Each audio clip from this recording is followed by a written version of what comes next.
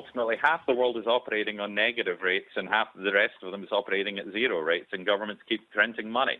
The world is awash with money. Chinese stocks are hot. And frankly, this is the part of the outcome or the symptoms of this. What is interesting, of course, this sort of jump and this sort of oversubscription in the tying up of money is exactly what we've seen in domestic Chinese IPOs for, frankly, decades, where there's just a vast amount of money chasing IPOs of whatever type of business. Of course, the key point to make here is that the management and shareholders have just sold their company at basically half the price they could have got if this is the true market price of the company. A big jump's nice if you were allocated shares, but ultimately you've just effectively sold $1 for 50 cents.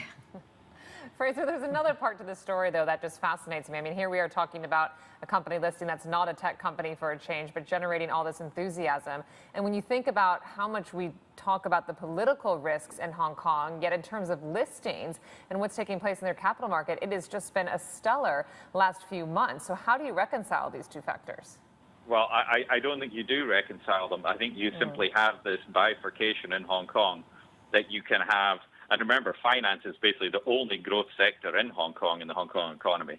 And this is sort of the tragedy that you can have a society and a city torn apart through the protests and national security law and incompetent government. And yet at the same time, as a venue for listing and as a place to access Chinese finance, it can boom. And one doesn't necessarily benefit the other. All these listings are going to Chinese companies. They're largely employing there's ever more dependent on Chinese mainland nationals and Chinese companies. And so you're simply, this is a tale of two Hong Kongs. Very successful Hong Kong exchange, successful Chinese-related finance sector, and yet a city that is, as I say, is being torn apart, where often many of the locals are not benefiting. But the ferocity of this move and the kind of appetite there seems to be for IPOs, Fraser, how long can the party last, do you think?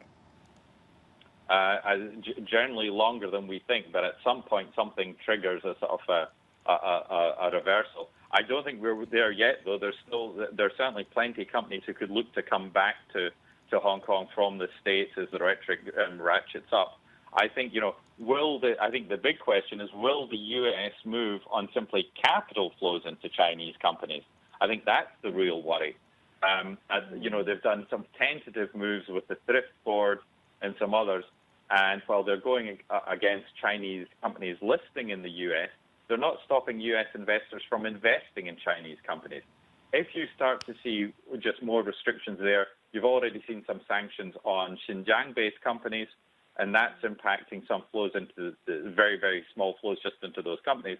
But if you see the U.S. moving against U.S. capital going into Chinese companies, then very much does the party stop.